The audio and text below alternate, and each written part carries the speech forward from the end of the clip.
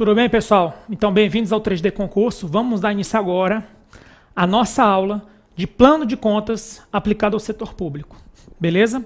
Lembrando que o plano de contas ele é ferramenta essencial para dominar as transações contábeis. Ao longo da aula, a gente vai detalhar o máximo possível do plano de contas, certo? Esse plano de contas que a gente vai ver já é o plano de contas atualizado, válido para todos os entes da federação desde o dia 1º de janeiro de 2015. Ou seja, os entes da federação tiveram até 31 de dezembro de 2014 para se ajustar à nova contabilidade pública. Se um ou outro ainda não se ajustou, não importa. O importante é que a prova quer saber isso. Então, a gente vai ver o plano de contas aplicado ao setor público atualizado.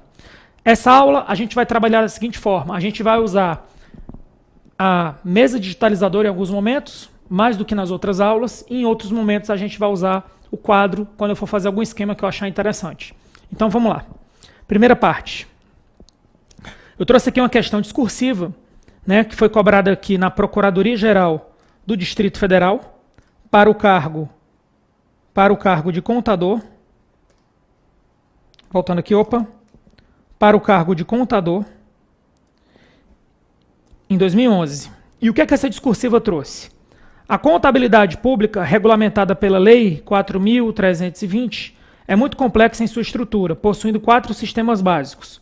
O sistema orçamentário, financeiro, patrimonial de compensação. A gente já sabe que essa prova é de 2011, lógico, que o sistema financeiro não existe mais e que agora existe o sistema de custos. Ok? Então, seria isso. No Brasil, adota-se o regime misto, ou seja, regime de caixa e competência, conforme disposto pelo artigo 35 da Lei 4.320. Considerando as observações acima, redige um texto dissertativo abordando os seguintes tópicos. Importância do plano de contas. Então, é o que a gente vai focar aqui. E aí, a base legal, que é a Lei 4.320, diz o seguinte. Os serviços de contabilidade serão organizados de forma a permitir o acompanhamento da execução orçamentária, o conhecimento da composição patrimonial, a determinação dos custos dos serviços industriais e o levantamento dos balanços gerais e análise e interpretação dos resultados econômico-financeiros. Até aqui é leitura mesmo, não tem muito o que inventar não. E aí vem aqui um pouco do que já tem a ver com a importância. Então por que o PCASP é importante? PCASP é Plano de Contas aplicado ao setor público. Ele é a estrutura básica da escrituração contábil, formada por uma relação padronizada de contas contábeis. Então, o que é que tem aqui? Padronização, é uma palavra importante. Padronização.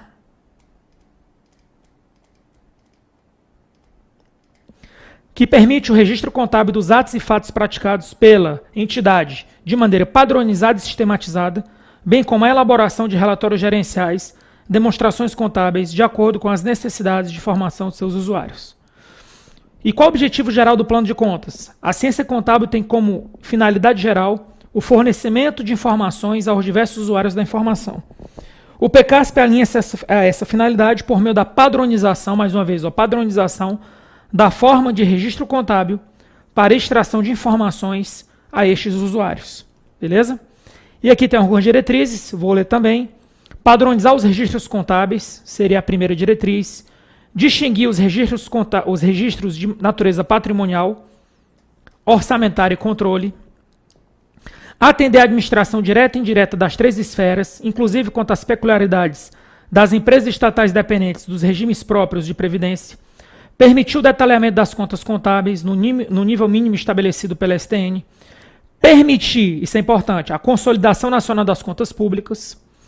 Permitir a elaboração das demonstrações contábeis, dos demonstrativos do relatório resumido de execução orçamentária e do relatório de gestão fiscal, permitir a adequada prestação de contas, o levantamento de estatísticas públicas e a observação a elaboração de relatórios nos padrões adotados por organismos internacionais, por exemplo, o GFSM, do FMI, bem como o levantamento de outros relatórios. Contribuir para a adequada tomada de decisão e contribuir para a transparência na gestão fiscal. Aí aqui vamos dar uma pausa e vamos usar mais o quadro. Tá bom agora? Então o que é que acontece?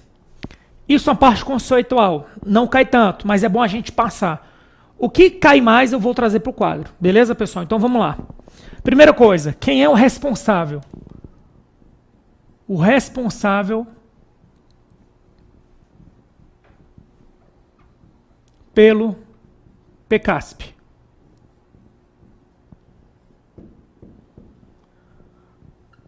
O responsável pelo PCASP, pessoal, seria quem? Seria justamente quem?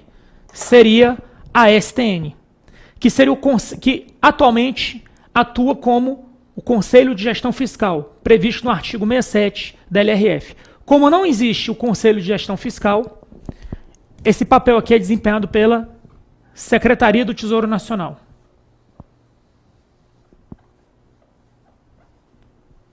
Secretaria do Tesouro Nacional. Beleza? O que mais a gente pode saber? Precisa. Quem é obrigado a usar o PCASP? Ou seja, a gente sabe que tem um orçamento fiscal, seguridade social. Então, por exemplo, a gente tem os 3 orçamentos. Orçamento fiscal, orçamento da seguridade social e o orçamento de investimento. Fiscal, seguridade social e investimento. E aí desses aqui eu quero saber o seguinte: obrigatoriedade no uso do PCASP. Obrigatoriedade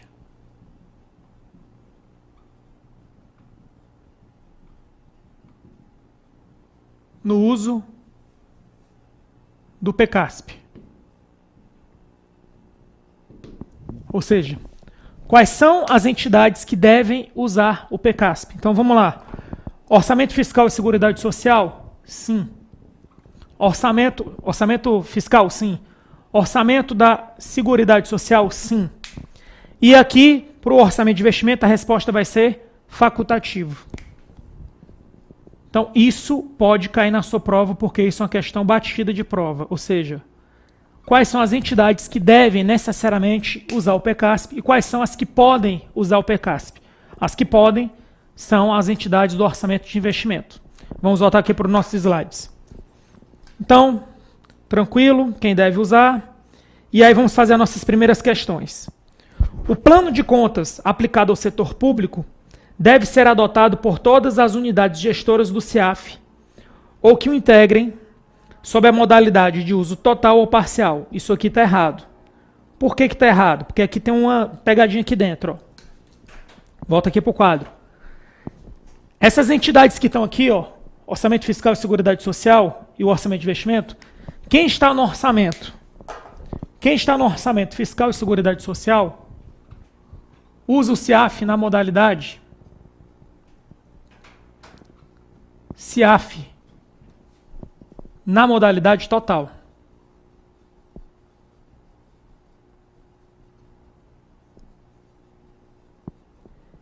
E aqui, o orçamento de investimento pode usar o CIAF.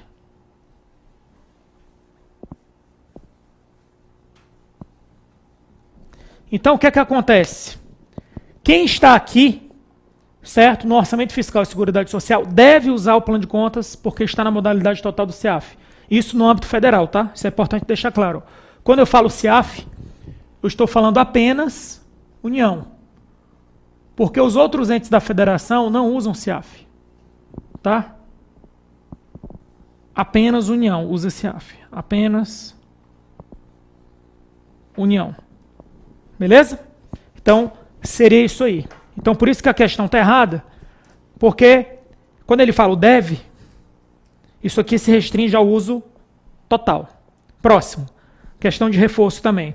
O plano de contas aplicado ao setor público, PCASP, atende às necessidades dos entes da federação e dos demais usuários da informação contábil.